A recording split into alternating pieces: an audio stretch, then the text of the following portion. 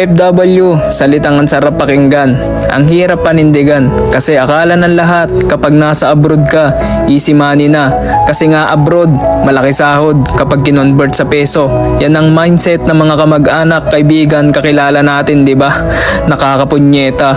Kapag di mo napagbigyan at iyong tinanggihan, ang bibilis sumama ng loob, magtampo, kesyo nagbago ka na, yumabang, dumamot, kuripot, ang di nila alam, bukod sa homesick mong araw-araw na kalaban, dumadagdag pa sila. Di ba nakakalungkot? Bakit di nila kaya subukan mag-abroad para yung mga sinasabi nilang masasama at masasakit, sila na mismo makasagot na hindi pinupulot yung pera sa abroad bagkus pinaghihirapan, tinitipid yung sarili, isinasantabi ang mga luho para sa pangarap, bukod doon makaipon kasi may pinaghahandaan at pinaglalaanan para sa magandang kinabukasan. Kung hindi nyo pa rin maintindihan hanggang ngayon, baka kayo mismo ang problema. Real talk, kasi kung sino pa yung di nakaranas ng sitwasyon maging OFW, sila pa yung madaming sinasabi. Kaya yan ang hirap sa inyo di ba?